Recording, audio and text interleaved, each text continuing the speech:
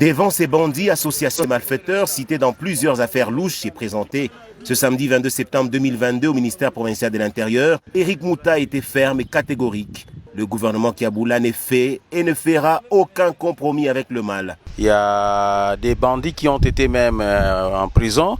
On ne sait pas s'ils ont suivi la procédure ou ils ont été jugés ou pas, qu'on aurait relâché et que nous avons mis la main sur eux et eux-mêmes sont passés aux aveux. Et nous avons même une femme qui, chaque fois qu'ils opèrent, c'est elle qui rachète les histoires volées. Ce qui est grave, c'est que nous sommes tombés sur le cas. C'est par exemple le monsieur, il est de la police judiciaire. Et il est allé opérer au niveau du supermarché Nada sur le 30 juin.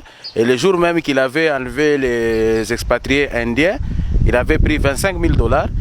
Nous avons notre collègue, disons un de nos collaborateurs qui travaille ici au ministère de l'Intérieur, connu de tout le monde, Olivier.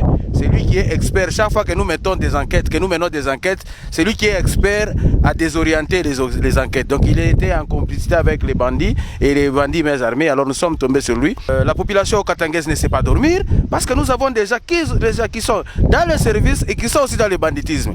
Et c'est aussi prévenir que tous les hommes en uniforme qui essayent de faire cette pratique, ils doivent mettre fin. Sans perdre une seule minute, le ministre provincial de l'Intérieur les a personnellement déférés devant les instances judiciaires pour qu'ils répondent de leurs actes. Cette arrestation n'est ni plus ni moins une invitation du ministre provincial de l'Intérieur aux possibles contrevenants et autres oiseaux des mêmes plumages à se tenir à carreau.